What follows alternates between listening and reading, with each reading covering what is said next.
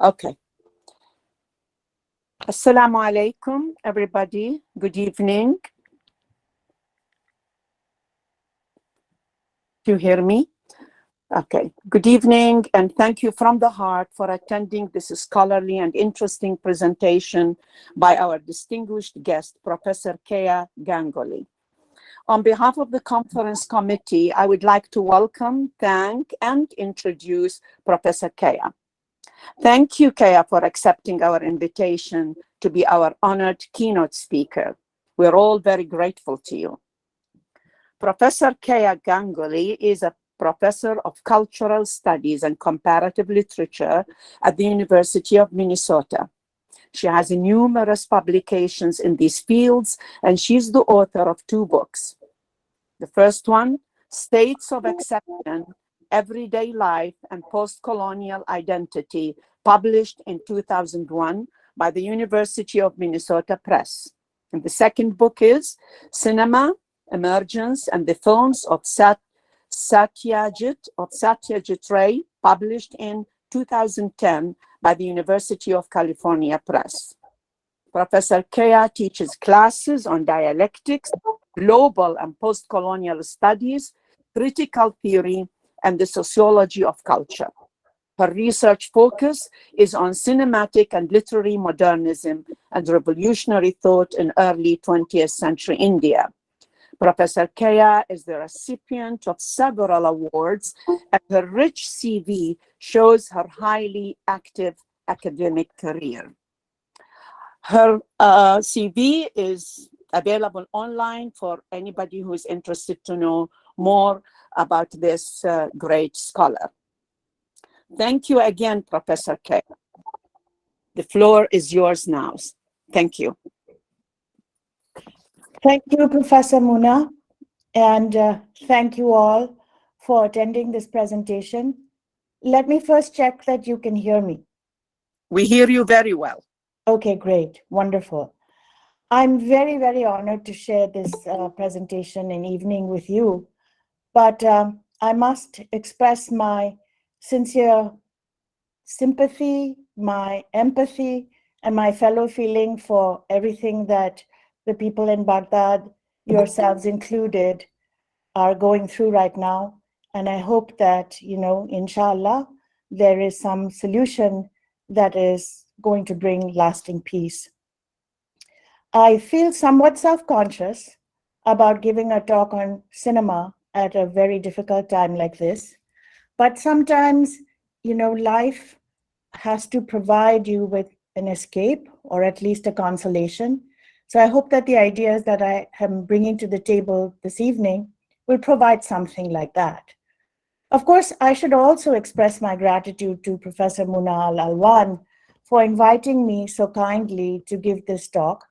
And I must thank Wiam Al-Rube for her help in all of the technical setup and with all of the glitches that sometimes happen between, the United States, which is where I am now, and you folks all over the world.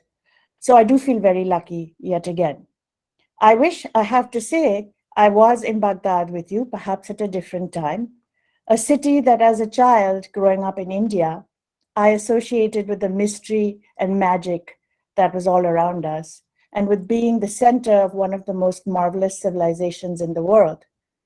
Time and the grim political realities of the present have not been kind to your part of the world, or for that matter, where I live now in the United States, although for very different reasons.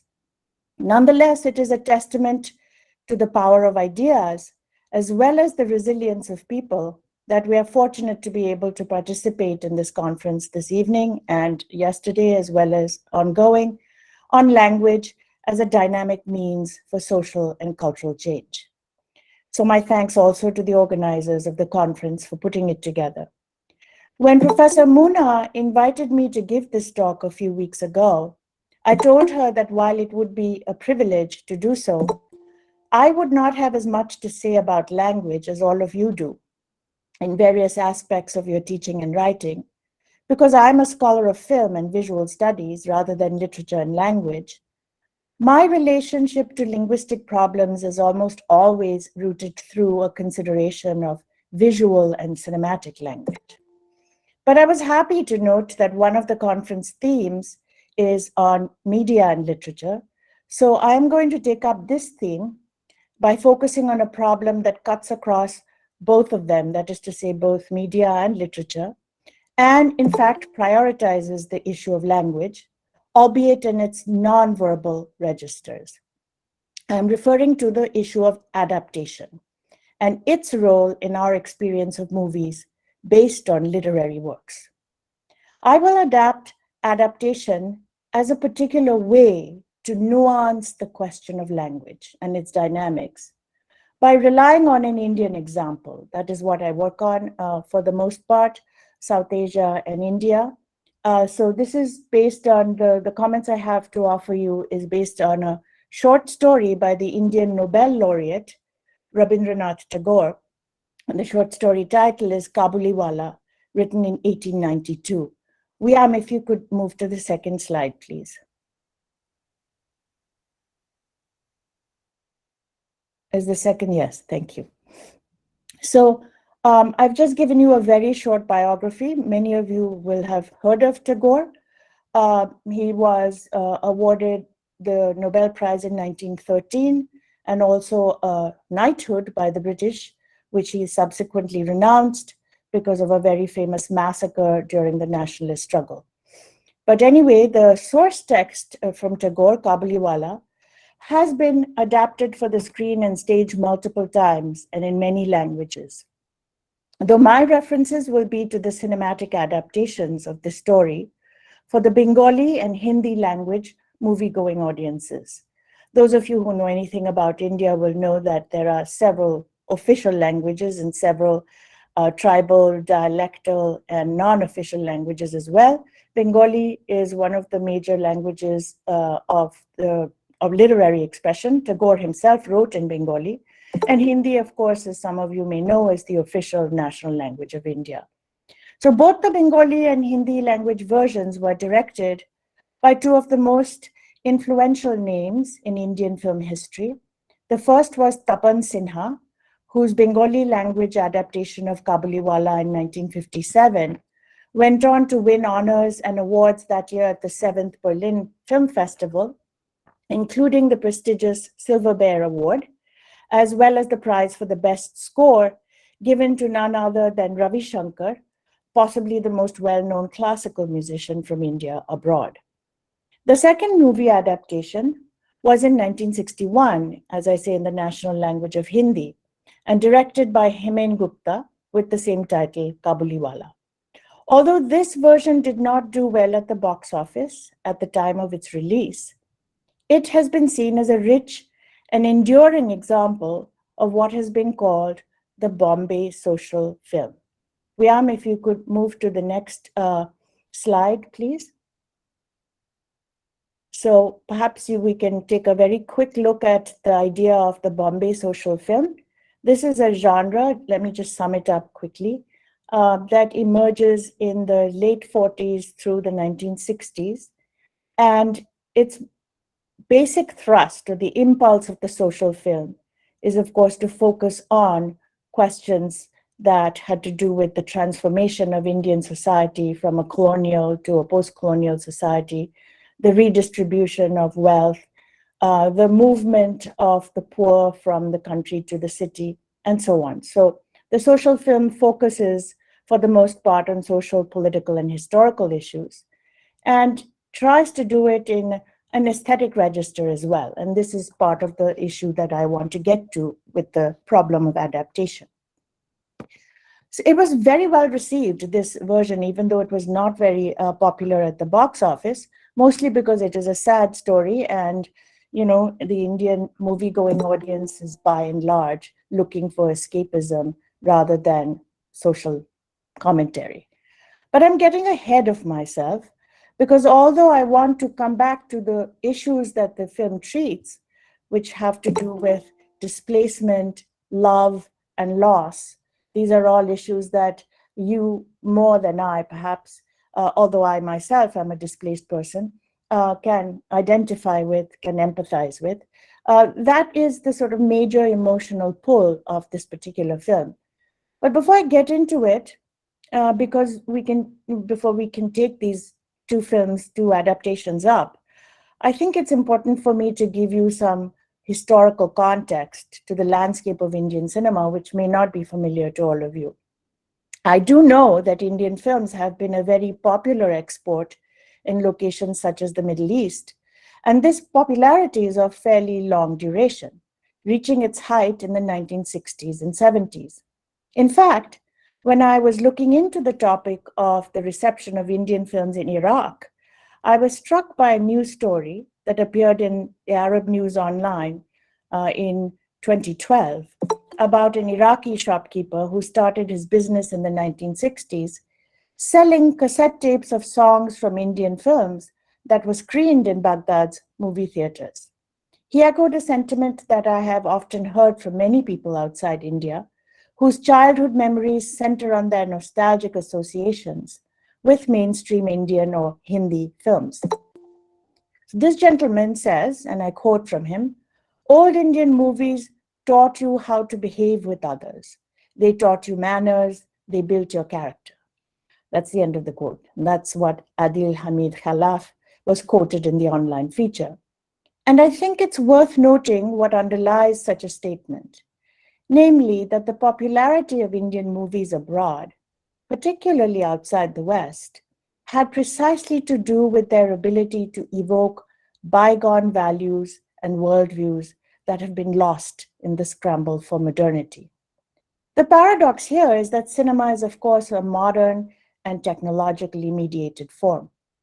Depending on whose account one finds most credible, the birth of the medium was either in the Wintergarten Music Hall in June of 1895 in Berlin, or a few months earlier in Paris, with the screening of the Lumiere brothers' short reels. The final credit usually goes to the Lumieres, who in any case were the first to send their representatives around the globe. Following the screening of the Lumiere moving pictures in London, also in 1895, cinema became a sensation across Europe, and by July of 1896, the Lumiere films had been shown in Bombay. The first short films in India were directed by Hiralal Sen, starting with a film called The Flower of Persia, 1898. And the first full-length motion picture in India was produced by Dada Saheb Phalke, who, inspired by a French film, Alice Guy's 1906 La Vie du Christ, The Life of Christ, brought together elements from Sanskrit epics to produce a film called Raja Harishchandra in 1913, a silent film with English, Hindi, and Marathi intertitles. Ardeshir Irani released a film called Alam Ara, Light of the Universe, in 1931, the first full-length Indian talkie at the Majestic Movie Hall in Bombay. So Wiam, if you could show us the brief timeline of Indian cinema, the next slide. It's going to be too condensed for you perhaps to look at all of it, but I did want to give it to you. So in a brief glance, you can see that basically the history of Indian film stretches from 1896 until the present. And the point that I want to just draw to your attention is somewhere around the two-thirds of the slide, the dates around down two-thirds of the slides where the 1950s and 60s are referred to as the era of the social film that are principally associated with directors such as Bimal Roy, Mehboob Khan, and later Raj Kapoor, whose films won a lot of acclaim and gained huge audiences for Indian cinema in places like the Soviet Union and Latin America as well. By the 2000s, we have taken a very different turn with Indian films. Bollywood becomes a spectacular product. It is very popular now in this country and other parts of the world, certainly in the Middle East. But that becomes a much more degraded form of filmmaking, at least from the point of view of a film studies scholar. Because I think that bigger has not been better. And from my point of view, what has largely been eliminated from mainstream Indian films is an aesthetic quality that drew on inherited dance and dramatic traditions from the 18th and 19th century onwards, popular music, and compositions that artfully combined the familiar and the strange, the charm of rural existence, the luminosity of scenes from everyday life, or the difficulties brought about by new modes of being, such as urban migration, territorial displacement, the breakup of old kinship ties, and so on. All told, however, with hope held out for the future rather than cynicism or resignation about the present. So, with this all too brief survey of the Indian cinematic landscape, let me turn now finally to the two films based on Tagore's short story that are at the heart of my remarks about adaptation, including, of course, the story itself. As I mentioned already at the beginning, Tagore wrote Kabuliwala in 1892. And this was against the backdrop of two real-life events, the Anglo-Afghan Wars of 1839 and 1880, with a third one yet to come in 1919, to try and redraw the lines of British India. The wars themselves are not part of the film's narrative, but the upheavals of the so-called Great Game that the imperial powers, Britain in those days, and of course the United States now, continue to play.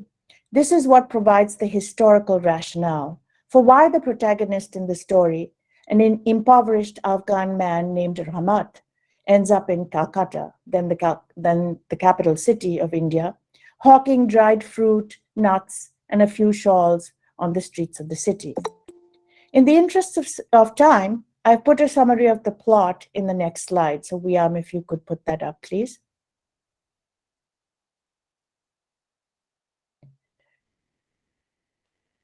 And maybe we can take a quick look at the plot, which is to say that, this is a story that revolves around a poor fruit seller from Afghanistan. He comes to Calcutta and he befriends a small Bengali girl called Minnie, who reminds him of his own daughter back in Afghanistan. He puts up at a boarding house along with other Afghan refugees. And one day he receives that his daughter is ill, so he decides to go back home, has to quickly dispose of and get some money for going back, dispose of his wares. And there's a scuffle that ensues with one customer who refuses to pay him.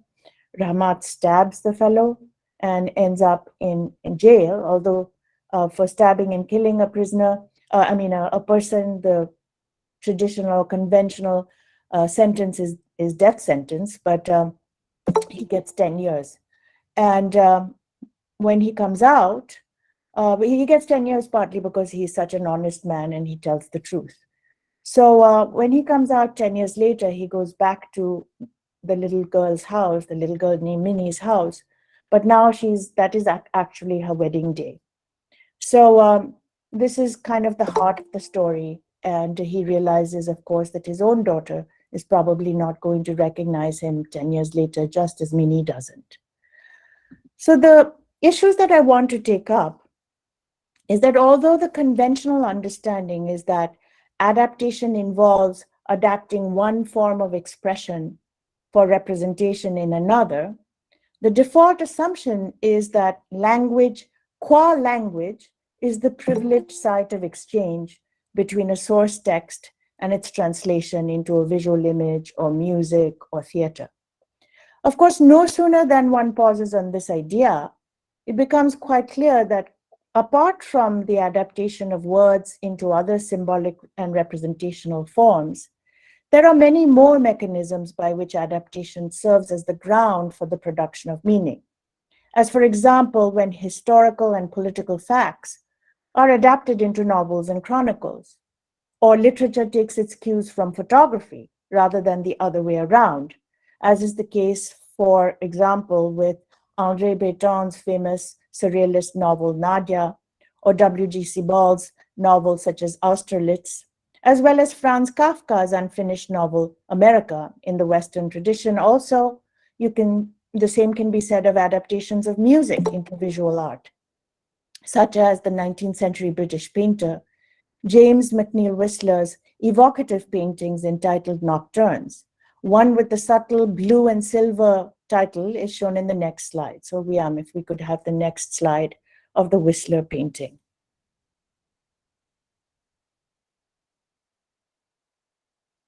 I'm just going to let you take a look at it, pause it on the slide for a minute to see whether in fact the idea of a nocturne is also something that is evoked in your mind. These paintings, the series of paintings called the Nocturnes, were inspired by Frédéric Chopin's solo piano compositions of the same name. And then the next slide, please. The geometric abstraction by Paul Klee, called Polyphony, painted in 1932. So next slide, please. Do you have the next slide up? Yes. Which is based on Bach's polyphonic choral works. Let's take a look at that. And the next one, yes, that's fine. You can move forward. The American artist Stuart Davis painted this in also in the 1930s. That was inspired by swing. So in other words, what I'm getting at is that adaptations always center on transformations in the mode of expressivity, far more than it centers on fidelity between genres or forms of artistic representation. I'll come back to this point about transformation rather than representation. I've included the above examples from painting because I think this point becomes easier to recognize when we try to grasp what an artist such as Klee was trying to accomplish. If we could go to the previous slide, the polyphony, the slide called Polyphony by Klee, it will be easier for people to follow, perhaps. The one before this. Yes, thank you. So let's think about what Klee was trying to accomplish with this visual take, as they say, on a musical concept such as polyphony. Klee himself was a gifted violinist and even had a stint as a member of the Bern Symphony Orchestra in the 1920s. His understanding of polyphony as a style of music, of composition, that employs two or more melodic lines simultaneously can perhaps be discerned in his effort here at translating rhythmic and tonal structures into lines and blocks, juxtaposing complementary colors as though they were melodic interpolations, in order to, as he once put it, and this is a quote, improvise freely on the keyboard of colors. I love that phrase, improvise freely on the keyboard of colors. So kind of conflating and confusing and deliberately blending musical and painterly artistic terms together. So translation and improvisation are keywords in thinking about adaptation, with the emphasis that Klee and many other artists, both visual and literary, placed on evoking a synesthetic response in the viewer. So if we could move to the next slide, for a definition of synesthesia. So I'm saying synesthetic rather than synthetic or as some other thing. Yes, synesthesia. So synesthesia is a psychological term, and it derives from the Greek word meaning to perceive together. And it actually involves a neurological condition in which the stimulation of one sensory or cognitive pathway leads automatically to the stimulation of other senses. So examples of synesthetic experience, as I say in the slide, may include tasting words, or seeing sounds, or hearing colors, or feeling the sensation that another person feels. And I want you to also note that synesthesia, anesthesia, and aesthesia are all related words deriving from the Greek, and all center on sense perception or negative sense perception as an anesthesia or anesthetic, which is to say it's something that dulls or prevents pain perception, which leads to the aesthetic form in Greek and in English by the mediation of German, which is to say to perceive or what is perceptible, right? The aesthetic is to perceive or to be cognizant of what is perceptible.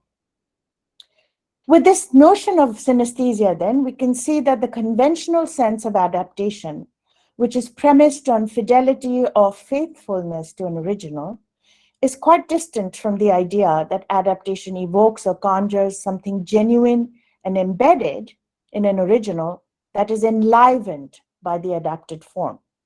India's most famous independent film director, Satyajit Ray, once responded very testily to a critic for misunderstanding the fundamental difference between a good film that adapts a novel, which is to say that it redeems its hidden dimensions, and a bad or indifferent adaptation that merely mimics the novel's representation of characters, places, and events.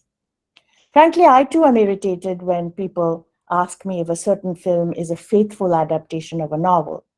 To me, this is the wrong question to ask, since the issue again is not one of literal or thematic fidelity or faithfulness, but one of perception with respect to mood, color, emotion, or sensibility. What can a cinematic text do? Aside from merely picturizing a narrative, transposing an already available literary figuration onto its visual counterparts? That's the question that I think is the most important one for us to think about. So from my point of view, it may be more productive to think of adaptation as a dialogue between source text and its destination that is really only sparked by their encounter. Or to put it another way, the destination or adaptation may be the site where that which is submerged and not yet discernible in the source text rises to fill out an aesthetic or perceptual contingency, untreated or only partially treated in the original.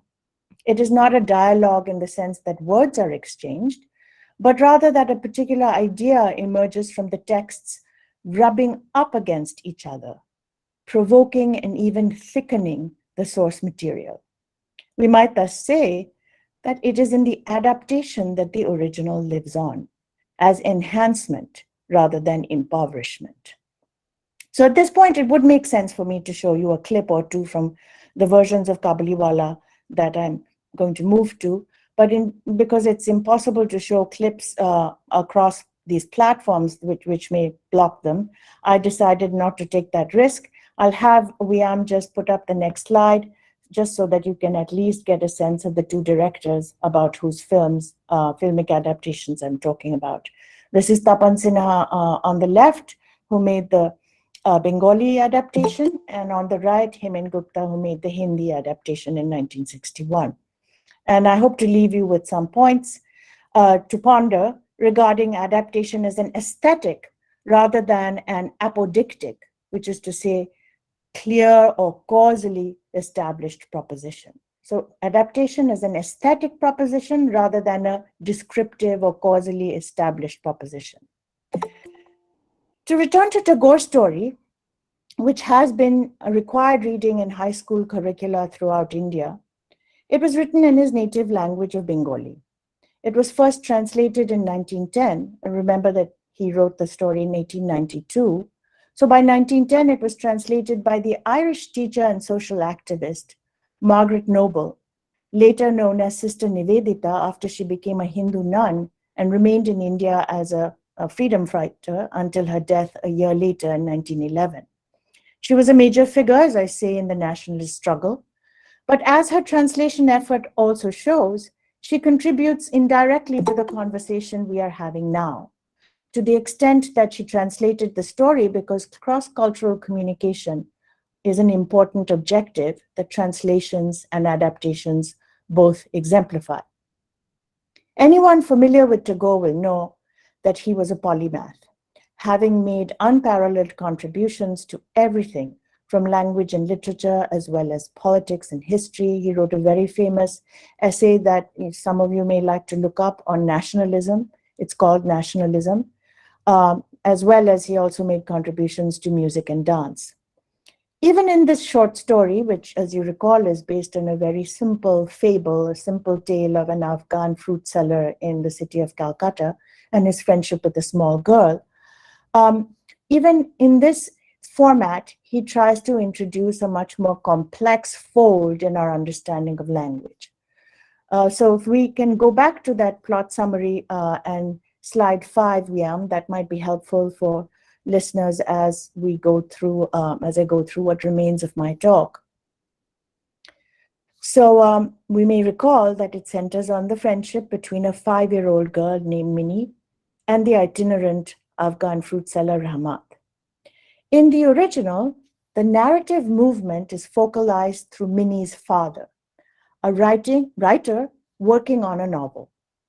As soon as Tagore sets his character in motion, Minnie's talkative, curious personality is established as she rushes in only about the 4th line, which says, sorry, my phone is ringing. I must turn it off. Minnie's talkative, curious personality is established as she rushes in, saying, "Father, our gatekeeper is stupid. He calls a kak, which is the Bengali word for crow, a kawa, the Hindi equivalent for the word crow." The father then muses on the difficulty of explaining how different languages operate as independent symbolic systems. This moment is very quickly left behind in the narrative frame, but it settles on us, settles on the reader, soliciting our consideration of translational issues. Why kak in one language and kawa in the other? What happens in the translation/adaptation? And it invites us to think about translation as an aspect of adaptation. For the native speaker of a language, its character is transparent, taken for granted. The work that has to be done to carry meaning over from one language to another, which is to say the active and arbitrary aspects of adapting meanings within different linguistic systems, which as we know is the most basic lesson of semiotics, is already in this way thematized by Tagore. He embeds this reflexive gesture with a very light hand, almost as an aside, with his portrayal of the charming character of Minnie, the soulful one of Rahmat, whose wanderings in a strange land are haunted by the memories of those he left behind, and the stolid, though open-minded father who dreams about visiting distant lands. This moment of reflexivity is glancing, as the Tagore story relies for its effect on high romanticism's appeal to emotions, rather than on the intellectual exercise of metafiction. By metafiction, let me just quickly say that it refers to the ways that reflexive authors, self-conscious authors, comment on their fiction, comment on the fictionality of their fiction, if you will, highlighting or exposing the use of a literary device in a fictional work. Tagore does it only in passing, by drawing attention to the problem of translation through the dialogue that Minnie utters. For the most part, though, Tagore uses naturalism as his preferred mode of narration, even as certain metafictional details are subtly introduced, also such as the fact that Minnie's father is, like Tagore himself, a writer of fiction. Kabuliwala continues to be read and admired because it universalizes a predicament, that of fatherhood. One parent yearns for peace and quiet while being lovingly patient with his little daughter. The other yearns to return to his child. But they both understand filial love. In Tapan Sinha's Bengali adaptation of Kabuliwala, the focalization shifts from Minnie's father to Rahmat. He is the center of gravity, wherein Tagore, his character is mostly in the background. Sinha deftly moves into the narrative possibilities opened up by an entirely different, though increasingly universal predicament, that of migrancy and displacement. Rahmat, played by the towering figure in the history of Bengali theatre, Chabi Biswas, comes alive in this cinematic version, and it is his plight and his nostalgia for a life left behind that become the prism through which we view the film. In doing so, Kabuliwala realizes what was only fleetingly glimpsed in the Tagore story, the entwinement of love and loss. So let me get to my closing then, and get to the final slides. Wiam, please, if you would. So the final 2 slides would be of interest perhaps to listeners. So slide 11, I've just given you 2 posters, the one in the left, which is in Bengali script for the version by Tapan Sinha, and the one on the right, which is a poster for the film in Hindi. The Hindi adaptation of Kabuliwala, directed by Hemen Gupta, is interesting to note that both Tapan Sinha, the Bengali version director, and Hemen Gupta were directors from the Indian state of West Bengal. And so they would have read Tagore's story in the original Bengali. In adapting it for the Hindi screen, Gupta takes his cue from Sinha. Perhaps we can see the final slide, and we can see some similarities, formal similarities in the way that the two directors treat their major principal characters and the movement from the father to Rahmat and the little girl. So maybe the final slide, 12. Slide 12, Liam. Yes, thank you. In the Hindi version, Gupta takes his cue from Sinha, retaining the focus on the character of Rahmat, renamed Rahman in the Hindi version. But except for the small plot detail, nothing else has changed in the adaptation. The Bengali version had already garnered great success in highlighting the character of the eponymous Kabuliwala, meaning man from Kabul. Although strictly speaking, this is not grammatically correct. It should have, Tagore should have either called him Kabuli or Kabulwala, man from Kabul. Likewise, the adaptation from the Hindi screen relies on one of the stalwarts of Bombay cinema in its heyday, the talented and popular actor Balraj Sahni, who gives an equally effective performance in the star role, as did Chabi Biswas in the Bengali. You see the Bengali version on the left, and a slide from the film still from the Hindi version on the right. So what changes in this adaptation, which is also its most critical achievement, is that the visual and verbal registers are augmented by the soundtrack. The melodramatic qualities of the overall story, with its combination of pathos, sentiment, and nostalgic association, are heightened in ways that have to be heard rather than read or seen. If melodrama as a genre, which again etymologically derives from the Greek word melos, or melody, depends for its effect on eliciting emotional responses. So if melodrama is mostly, as we all know, a genre that depends upon or that works on emotions, then the Hindi adaptation of Kabuliwala with its musical composition reinforces the materiality of sound. And again, I so wish I could play some of the songs from Kabuliwala, but I couldn't figure out a way to do that. I invite you, I don't know if you have any access to YouTube. The film is available on YouTube. It just turns out that the version that I have access to in the US does not open up in any other part of the world. But you may have independent access to that, perhaps. If you do, I encourage you very much to see this film. It's quite a touching and moving film and becomes even more relevant now. Music here, I want to say, reinforces the materiality of sound. Its ability to conjure up ideas, thoughts, and possibilities not expressible by other means, but also its ability to impact our sensory and sensual perception. Of course, sound is, after all, the most obvious recipient, most obviously received by our hearing.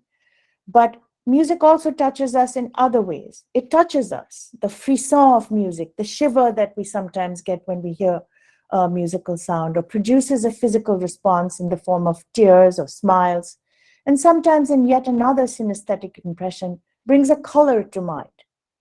With such an emphasis on the capacity of adaptations to move away from their sources, their ability to reframe our understanding about the work that language does to draw on all aspects of sensory perception, and not just stay within a restricted notion of what counts as fidelity or faithfulness, we can return to the idea that successful adaptations redeem possibilities that remain embedded in their source materials. Texts are also about textures, and this finally is what an expanded notion of language allows us to perceive. From this point of view, Tagore's short story and its cinematic adaptations have also acquired a new kind of salience in contemporary times, as fictionalizations of the disasters occurring in the aftermath of the Great Game, the confrontation between imperial powers of the past and the present, with their continuing effects on ordinary lives in many of the same locations. Thank you.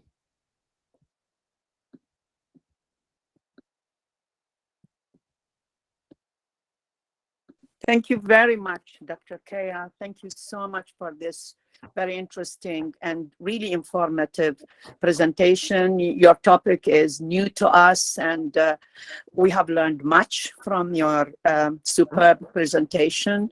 And I love the way you kind of related it to language and its function. And this is the topic of our conference as well. Thank you so much. And now the floor is open for questions. We have about 20 minutes or less than that, actually 15 minutes. Please raise your hands if you have any questions. I see Professor Lamia has a question now. Go ahead, please, Professor Lamia. Thank you. Thank you so much, Dr. Keya, for this really scholarly and interesting presentation about Indian cinema.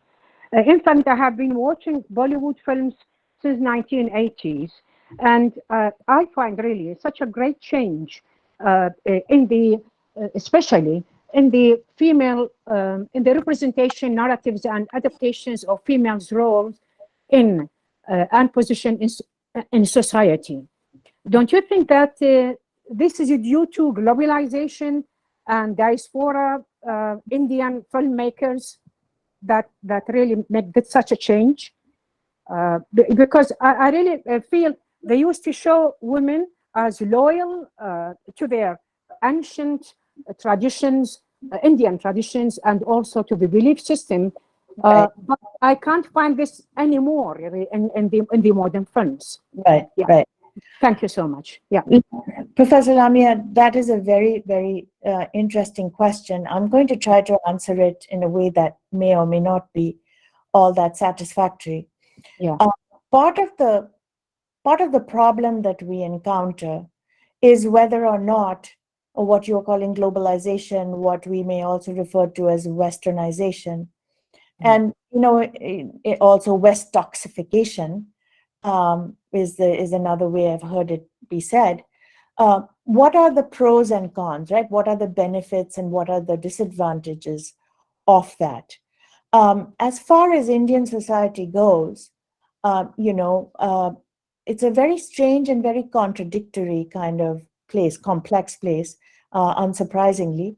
One of the reasons being that there are several parts of the country, my home state of West Bengal, the one that Tagore comes from, which was traditionally in the past a matriarchal society, right? So women had a certain kind of public authority and public role that really gets lost once the British arrive in India, right? So it's the British who managed to introduce conduct manuals, ways for women to behave in public, notions of how one should relate to men, not necessarily in the ways that traditional societies would have suggested, but men as potential conjugal partners, right? The whole idea of conjugate marriage is introduced by the British. So some of these changes come along with colonization and not just globalization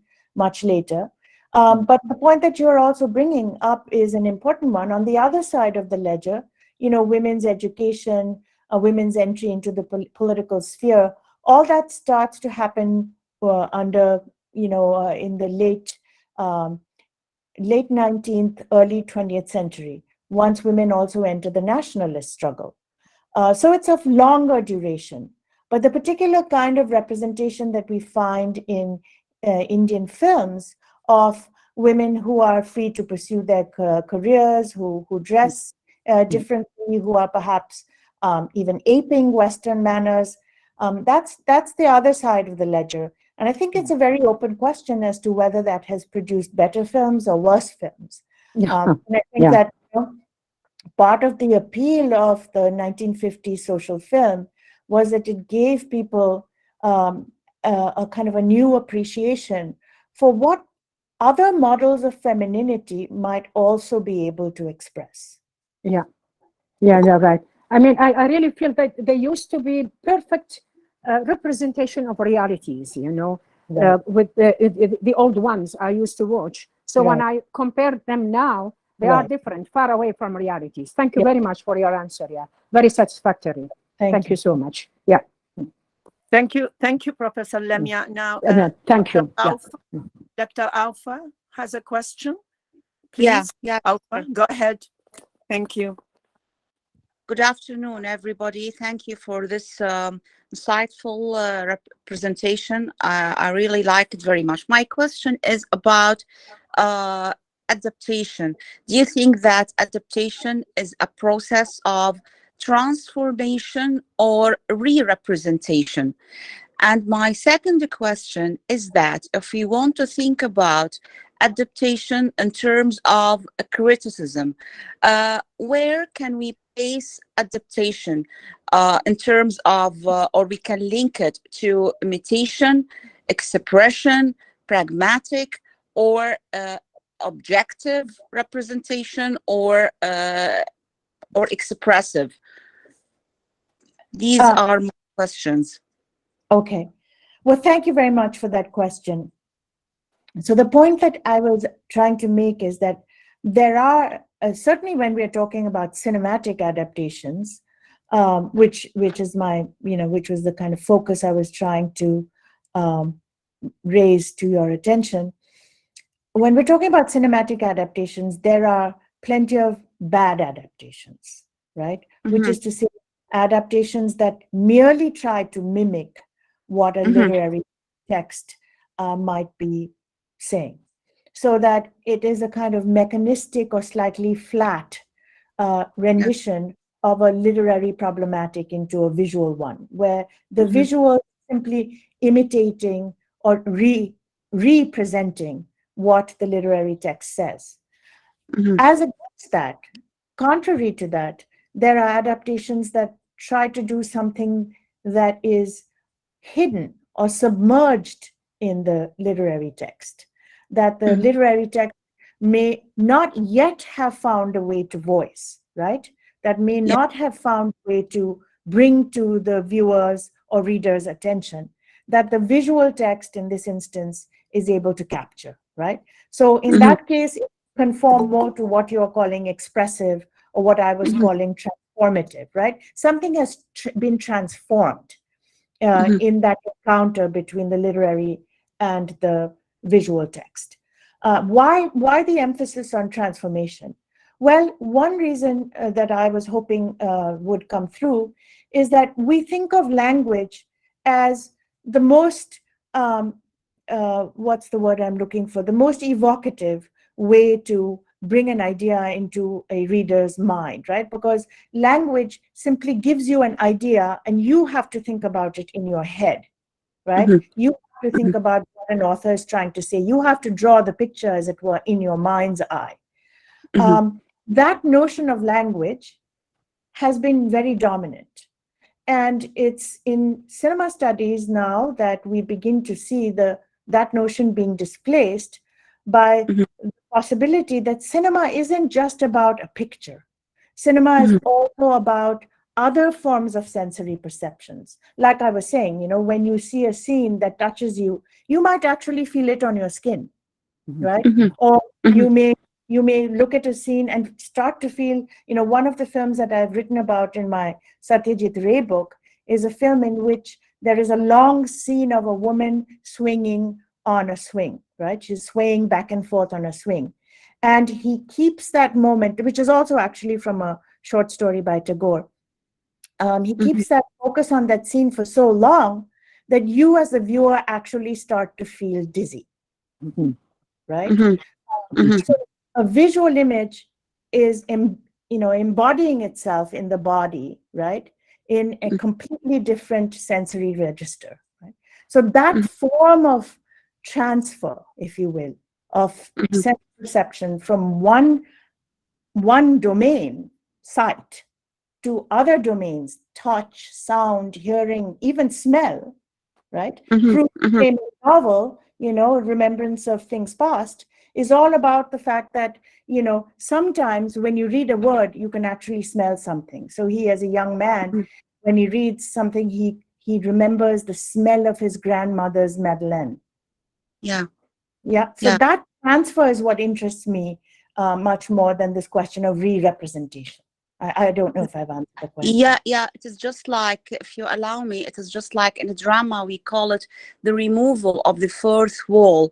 It is just like when we let the audience or give them the chance to feel, to practice, to be part of what is going on the stage. Yes. In the same way, we as audience, we are going to be part of what is going on in movie by means of motivating our senses, by means of motivating our even our intellectual abilities and desires as well. Absolutely. I think. Yeah, absolutely. I mean, Brecht was the first dramatist to really kind of make a big deal out of this idea of the alienation effect, right? The idea that, Yeah. direct address is sometimes able to provoke a response, which simply being a passive spectator may not. So you're absolutely right. That would be another form of why adaptation can be thought of as transformation. Thank you very you. much. Thank Thank you. you very much. Okay. Professor Inam, please go ahead. Thank you. Professor Inam. Thank you very much. And Okay. thanks a lot for Prof. Keya for this interesting, rather new information for us. Thank you very much. I think my question is a little bit related to Dr. Aufa's question. Do you think, Prof, that the cinematic adaptations have affected positively the Indian narratives, and how these adaptations affected language and societal changes in general?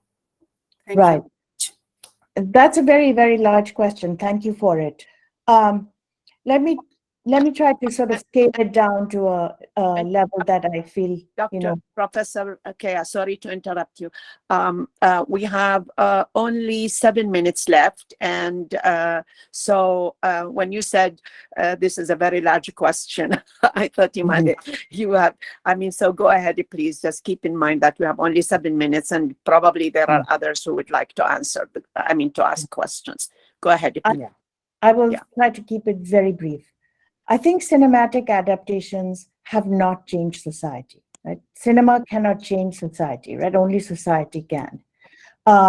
So what I would like to suggest, though, is that adaptations have the better adaptations, like the two that I've talked about in this film, of Kabuliwala, for instance, but also Ray's films, taken also from Tagore and other modern Bengali writers.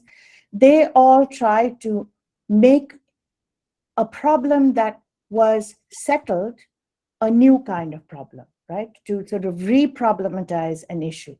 So in the Kabuliwala story, for instance, the problem of displacement, which Tagore, of course, tells us because he's got an Afghan fruit seller as his main character, or rather as a minor character, becomes a main character in the hands of these two directors who have now seen refugees, who have gone through the experience of partition, right? So that social change is now the main primary focus of a story that didn't have social change necessarily as its focus. So the change has happened in society, and cinema and other forms of adaptation are the ones that now narrate it.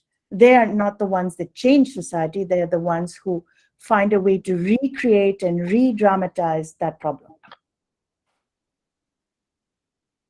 Thank you, Professor Thank Keya. you very much. So Thank much. you. We would love to go on and have a lot of questions in mind. I myself have questions, but Wiam is telling me that it's time for the next session, and she's responsible for all the virtual sessions now. So unfortunately, we have to end this very interesting chat, and we're very grateful to you. You have really enriched our knowledge about cinema histories and literary adaptation. This is really a great topic for research, for postgraduate research. And so I hope that, from now on, we have to keep this in mind. Dr. Alfa has just texted me saying that we should have studied this in, we should have this subject in our PhD, program or our MA program. So currently we are really discussing, the idea of developing our postgraduate programs, and this will be one of the things that we should keep in mind. Thank you again from the heart for your generosity in accepting our invitation for this beautiful and lively presentation. And I have also to thank all the attendees. Thank you from my heart for everything. And Dr. Sana, thank you so much for all your efforts in, preparing for this wonderful conference. Thank you. And thank you very much. have a good night. Thank you, Dr. Keya. And I have to announce something here. Our next session will be in 15 minutes. I'm very happy that you are here, Dr. Keya. We are honored to have you with us today, and thanks to Dr. Mona Taban. She moderated the session, and she was helpful, very helpful in making this true. Thanks a lot. I will meet you in 15 minutes.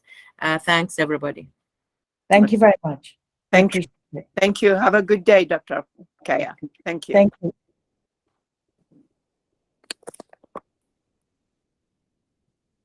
Thank you, dear Dr. Keya.